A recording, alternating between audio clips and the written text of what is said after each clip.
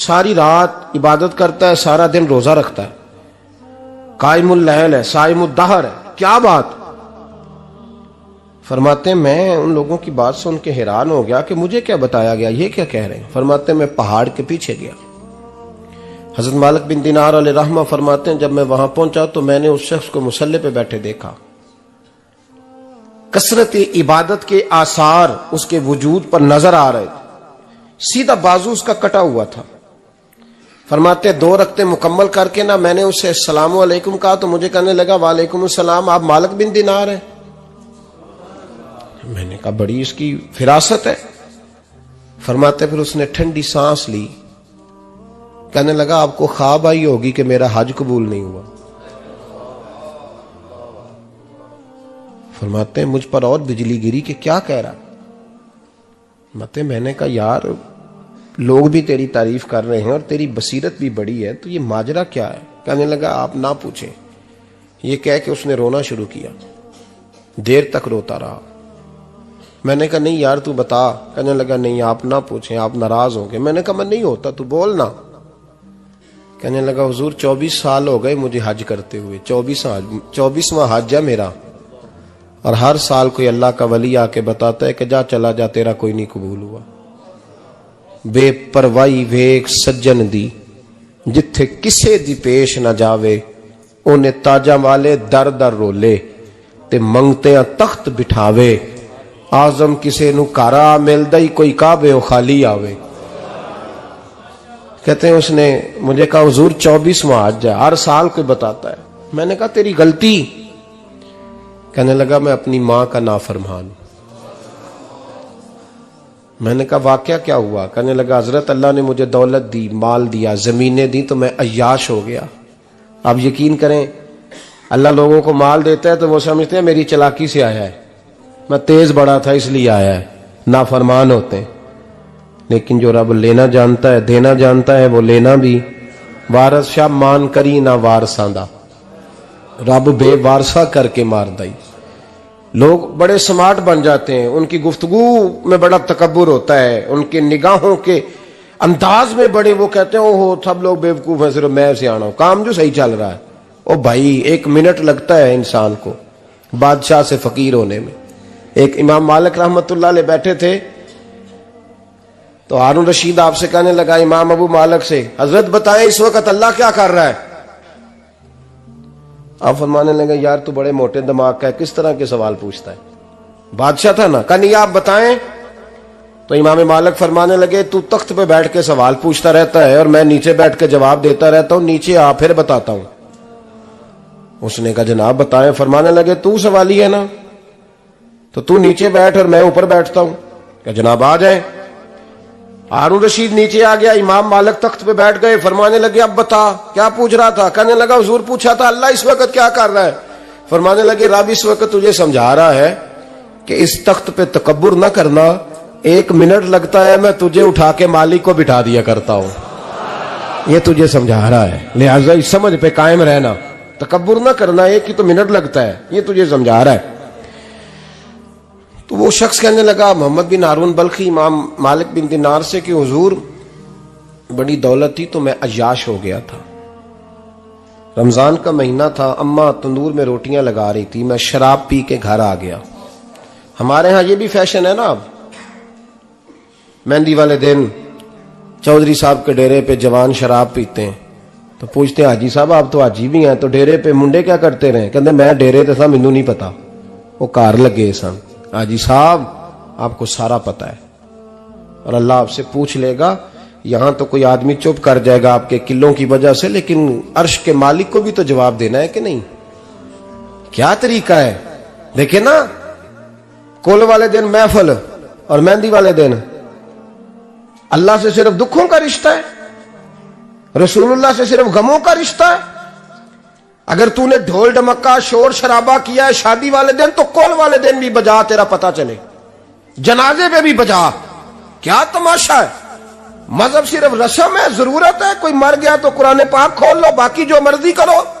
हज भी कीती जांदे हो, लहू भी पीती जांदे हो, खो के माल यतीमा दा भेज मसीती जांदे हो, फट दिलां दे सींदे नहीं, टोपियां सीती जांदे हो, नफ्स ते छुरी फेर दे नहीं, बकरे कीती जांदे हो, फर्ज भुलाई बैठे हो, नफला नीति जांदे हो, ओ दसो ते सही बुल्ले नू ए की कुछ कीती जांदे हो, ओ दसो ते सही बुल्ले शाह नू की कुछ कीती जांदे हो। कोई तरीका है? कोल शरीफ पे मौलवी साहब तशरीफ लाइएगा, अब्बा जी के कोल है, तो मैं तो कहता हूं बजा ना बैंड बाजे वाला आज भी, तेरा पता चले कि ये दो काम कैसे होते हैं। तू किस तरह दो कश्तियों का, समझ नहीं आती बात की। मैं तो जाता ही नहीं बैंड बाजे वाली शादी पे, मैं कहता जो तुमको मर्दी पढ़ा लो ने कहा, हमसे नहीं दो काम होते, अल्लाह रोजी देने वाला है, एक ही करते हैं, दो रंगी छोड़ के यक रंग हो जा, सरासर मोम हो जा या संग हो जा, मौज करो। हम इस चक्कर में पड़ते ही नहीं, हम वो रास्ता ही छोड़ देते हैं जो हमारी तबीयत के मुताबिक नहीं होता, बस खत्म हो गई बात। इसलिए गौर करें और याद रखें इस बात को। इमाम मालिक बिन दिनार रहमतुल्लाह अलैह फरमाते हैं, मुझसे कहने लगा पैसे आए तो मैं अय्याश हो गया। रमजान का महीना था, असर के बाद मेरी अम्मा इफ्तारी की तैयारी कर रही थी, मैं गया, मैंने कहा शराब पी हुई, अम्मा रोटी दे, तो अम्मा कहने लगी शर्म कर, शर्म कर, रोजा रखा नहीं तो जिन्होंने रखा है उनका तो ख्याल कर। कहते अम्मा की बात का मुझे गुस्सा लगा, मैं कहा करता हूं बदनसीब है वो बेटा जिसका बाप उससे बात करते हुए डरता है कि पता नहीं कहां से बोलेगा। बदनसीब नहीं वो बेटा जिसकी मां उससे बात करते हुए सहम जाती है कि पता नहीं कौन सी बोली बोलेगा। बदनसीब नहीं कि मां बाप भी जिससे खोल के बात ना कर सके। हजरत मालिक बिन दिनार से कहने लगा, अम्मा ने जब कहा ना शर्म कर, तो मुझे गुस्सा आया, मैंने मां को थप्पड़ मारा और मेरी मां जलते हुए तंदूर में गिरी। लोगों ने मुझे पकड़ के अंदर बंद कर दिया कमरे में। सारी रात मैं शोर सुनता रहा पर नशे में धुत रहा। सवेरे आंख खुली तो मेरी बीवी बैग बांध रही थी। मैंने कहा कहां जा रही हो? कहने लगी जो मां का नहीं बना मेरा कैसे बनेगा। और मैंने कहा मेरी अम्मा का, वो तो लोगों ने रात को ही दफन कर दी जनाजा पढ़ के। तड़प के कहने लगा मुझे क्यों नहीं बताया? तो कहते हैं लोग कहने लगे तेरी मरती हुई मां कह गई थी इसे मेरा मुंह ना देखने देना, मेरे जनाजे के करीब ना आए। हजरत मालिक बिन दिनार फरमाते हैं जब उसने ये बात सुनाई तो मैंने भी उसके मुंह पे थप्पड़ मारा। मैंने कहा तो इसी काबिल है। कहते हैं वो रोने लगा, हुजूर दुआ करे अल्लाह मुझसे राजी हो जाए। कहने लगा जब मां की इंतकाल की खबर मिली तो मैंने कुल्हाड़ी लेके वो हाथ काट दिया जिससे मां को मारा था।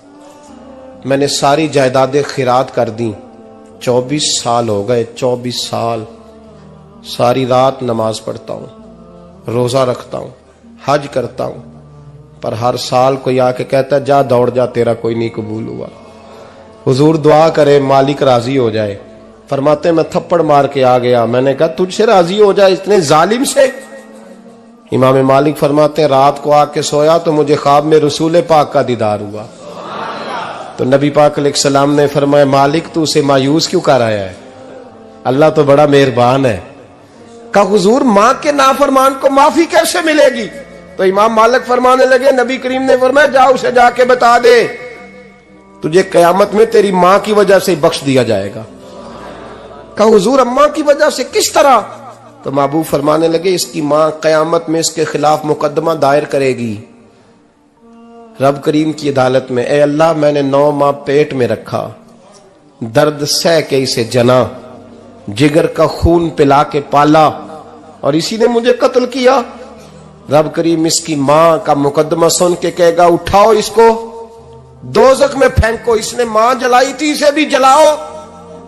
महबूब फरमाने लगे जब पकड़ करके मालिक उसको मोहम्मद बिन हारून को लोग ले जाएंगे ना जहन्नम की तरफ, अभी फरिश्ते घसीटेंगे ही तो पलट के फिर अम्मा की तरफ देखेगा और दूसरी दफा फिर घसीटेंगे तो पलट के देखेगा और तीसरी दफा फिर पलट के कहेगा अम्मा ये मुझे जलाने लगे, अम्मा ये जहन्नम में फेंकने लगे।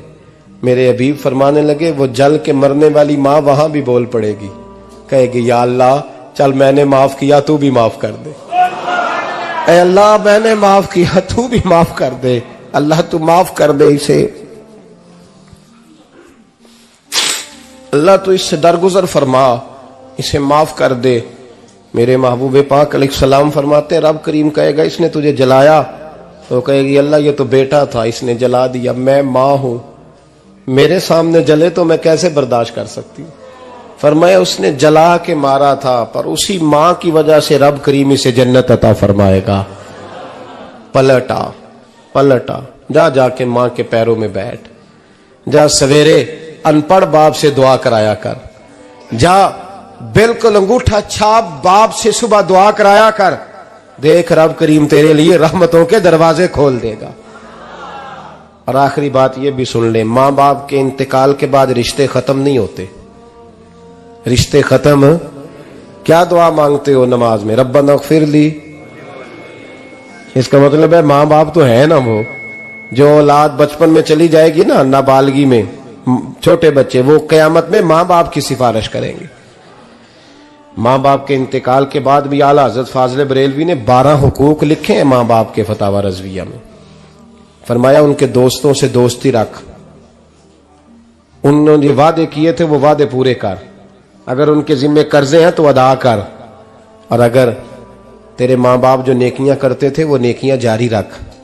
और इमाम जलालुद्दीन सयूती ने शरह सुदूर में लिखा है, जमीन पे रह के गलत काम ना करना, वरना फरिश्ते कब्र में जाके तेरे माँ बाप को कहेंगे तो कितनी बुरी औलाद पैदा करके आया। और फरमाया तो दुनिया में रह के अच्छे काम कर, चाहे दुआ मांग चाहे ना मांग, फरिश्ते कब्र में जाके कहेंगे क्या बात है तुम्हारे बेटे की, कैसा लाल पैदा किया है, दुनिया खैर से भर दी है। और भाई मुझसे कोई बंदा पूछे ना कि माँ बाप को इसाले सवाब का सबसे बेहतरीन तरीका, तो मैं कहता हूं बेटे नमाजी हो जाओ। क्या कर? ताकि हर नमाज की आखिरी रकत में तू कहे रब्बना अग़फ़िर ली। नमाज अल्लाह की जिक्र माँ बाप का अल्लाह ने रख दिया है, रब्बना अग़फ़िर ली हर नमाज की हर आखिरी रकत में खत्म शरीफ पढ़ा जाएगा। और नमाज के अंदर पढ़ेंगे इंशाअल्लाह ताला, पढ़ेंगे नमाज इंशाअल्लाह, वादा नहीं करा रहा। दाढ़ी किसकी सुन्नत है? नहीं, जिन्हें नहीं रखी हो बोलो, जिन्हें रखी हो तो बोलन डाया ने। किसकी सुन्नत है? तो सरकार के गुलामों ने रखनी है, किसी और ने रखनी है? गुलाम कहते हैं अभी हम नेक ही नहीं, नेक होंगे तो रखेंगे। वो खुदा के बंदो, नेक तो सारी जिंदगी बंदा नहीं होता। कभी किसी ने दावा किया है वली गौस कुतुब ने कि अब मैं बिल्कुल गुनाह नहीं करता, मैं पाक साफ हो गया हूं? किया है कभी? ये शैतान का वसवसा है। दाढ़ी हुजूर की सुन्नत है, और रखो तो नबी पाक की मर्जी के रखो, पूरी मुट्ठी रखो, अपनी मर्जी की ना रखो, जितनी मुझे अच्छी लगती है उतनी मैंने रख ली। एक मुट्ठी दाढ़ी रखें, सारी दुनिया की ट्रेनें गुजरती हैं तो गुजर जाएं, नमाज का वक्त नहीं गुजरना चाहिए, बस खत्म हो गई बात। दुनिया तो चंद रोज है, ओ पईयां देश दियां कबरां जिन्हां ते फुल पे, उधरों कोई नहीं जी आमदा ते इधरों लखां गए। नमाज सबसे पहले, इसलिए कि रब रसूल के बगैर हमारा गुजारा ही नहीं, गुजारा ही नहीं। नमाज, कुरान पाक और दुरूद सलाम, ये कज़ा होना ही नहीं चाहिए, जो मर्जी हो जाए। और साथ साथ सुन्नत और शरीयत का लिहाज करना सीखें। और मेरी अपील ये है, हर इमारत पे गुलाफ नहीं चढ़ता, सिर्फ खाना काबा पे चढ़ता है। हर किताब का गुलाफ नहीं होता, सिर्फ कुरान पाक का होता है। हर बीबी का पर्दा नहीं होता, सिर्फ मुसलमान औरत का होता है। जो चीजें पर्दों में होती हैं ना, वो मुकद्दस होती हैं। और भाई टाफी से भी रैपर उतार दो तो मक्खियां बैठने लगती हैं। तो जो बीबी पे पर्दा होगी उस पे बुरी नजरें नहीं जमेंगी। ड्यूटी है आपकी, बेटियों को पर्दा कराएं, बहनों को पर्दा कराएं, माँ बाप माओं को गुजारिश करें। पर्दा हुस्न है मुसलमान का। जिस घर में पर्दा रहता है उस घर में अल्लाह के फरिश्ते रहमत नाज़िल फरमाते हैं। ये कोई फैशन, कोई तरीका, कोई मतलब ही नहीं इन चीजों का। बापर्दा करें अपने घरों को। दुआ करता हूँ अल्लाह तबारक व तआला मेरी इस हाजिरी को कबूल फरमाए। अल्लाह आप सबका आना कबूल फरमाए। और जो कुछ मैंने कहा अल्लाह तबारक व तआला हमारे दिलों में, हमारी रूहों में इस जज्बे को जागुज़ी फरमाए। आखिर दावाना अल्लाह सलामत रखे। अब काफी नहीं हो गया काम? मैं तकरीर भी इतनी करता हूँ 35-40 मिनट की, यहां तो कुछ ज्यादा हो गई है मेरा ख्याल है। तो थोड़ी बात करने की कोशिश किया करता हूँ। चलो मेरी राय यह है कि खुराक थोड़ी हो तो हजम जल्दी हो जाती है। अरसलान साहब से मैंने कहा मेरा खाना ना पकाना, मेरा मौक़िफ़ ये है कि महफिलें सस्ती करनी चाहिए ताकि ज़्यादा होनी शुरू हो जाए। महंगी बड़ी है इसलिए मैं दस ज़्यादा माड़ा बंदा तो हाथ ही नहीं ना पाता। तो मैं कहा करता हूँ कि कम से कम खर्चा हो। हमारे करोड़ों रुपया सालाना लगता है महफिलों पर, अगर अरबों कह दूं तो फिर भी बात गलत, लेकिन उसका रिजल्ट हमें उस तरह का नहीं मिलता जिस तरह का मिलना चाहिए। लेकिन आपने अजमत वालदैन पे प्रोग्राम किया। मेरी राय यह है कि हुकूके ज़ौजैन पे भी होना चाहिए, और शादी से पहले हर बच्चे को मियाँ बीवी के हुकूक का पता होना चाहिए। बाद में 3 तलाकें दे के आ जाते हैं, कहते हैं मैनू पता ही नहीं सी। तो अगर पहले पता कर लेंगे तो ये तमाशा नहीं लगेगा, लेकिन ये काम होता नहीं। बहन भाइयों के हुकूक पर बात होनी चाहिए, ये बड़े जरूरी काम है। और ये भी सारा मेरे नबी पाक का मिलाद ही है, इसलिए कि ये बातें मुस्तफ़ा ने सिखाई हैं हमें सल्लल्लाहु। एक बात कही हजरत ने, मैं अर्ज कर देता हूं।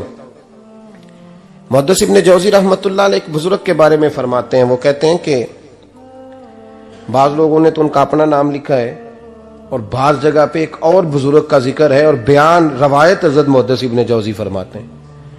वो कहते हैं कि मैं घर में कोई काम कराना था, काम होते हैं ना छोटे मोटे घर में, तो फरमाते हैं मैं मजदूर लेने गया बगदाद में।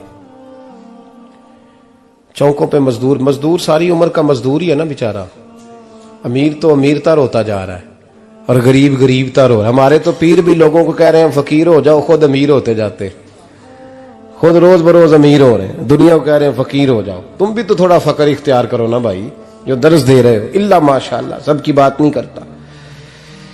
फरमाते हैं कि मैं ना मजदूर लेने गया, बगदाद के चौक में मजदूर बैठे होते थे, तो मेरी उन मजदूरों में से ना एक नौजवान बच्चे पे नजर पड़ी।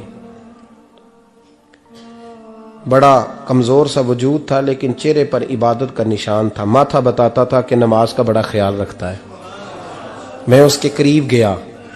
चेहरे भी बड़ा कुछ बताते हैं ना, चेहरों में भी बड़ी रानाई होती है।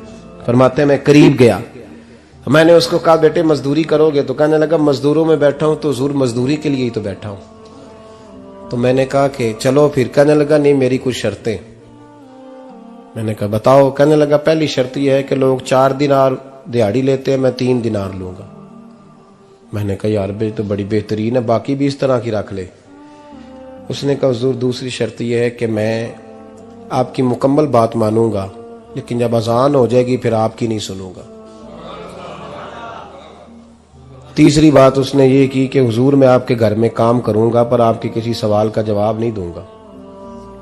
कहते हैं मैंने कहा यार तू बड़ा अजीब है, शर्तें तो मालिकों की होती हैं। कहने लगा जी बहरहाल मैं शर्तें लगा के जाता हूं। फरमाते हैं मैं उसे घर ले आया,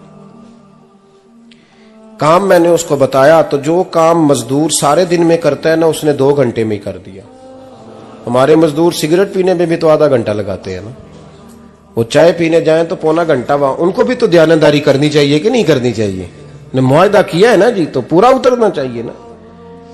कहते 2 घंटे में। अब काम जब बंदा शुरू कराता है तो काम और निकल आता है। कहते काम मैंने उसको और बता दिया, वो करने लगा। उसने मिट्टी निकाल के रखी थी बाहर रास्ते में, तो अजान हो गई जोर की। उसने वहीं कुदाल छोड़ी कई और चलने लगा। तो मेरा बेटा कहने लगा इसको जरा बराबर कर दो। कहने लगा चुप कर जा, तेरे बाप से बात हुई थी, जब अजान होती है तो मैं किसी और की नहीं सुनता, सिर्फ अल्लाह रसूल की सुनता हूं। कहते हो मस्जिद चला गया, नमाज पढ़ के आया तो दोपहर का वक्त था। मेरी बीबी कहने लगी इसको को खाना खा ले। कहते हमने कहा खाना खा लो, तो कहने लगा मैंने रोजा रखा हुआ, रमजान भी नहीं था, नफली रोजा रखा हुआ। फरमाते हैं शाम हुई, मैंने 3 दिनार दिए। तो मैंने कहा तेरा नाम क्या है? कहने लगा मैंने आपसे कहा था मैं किसी सवाल का जवाब नहीं दूंगा। तो वो चला गया। अगले दिन मैं फिर लेने गया उसे, काम कुछ और निकल आए। तो लोगों ने बताया वो सिर्फ हफ्ते वाले दिन आता है।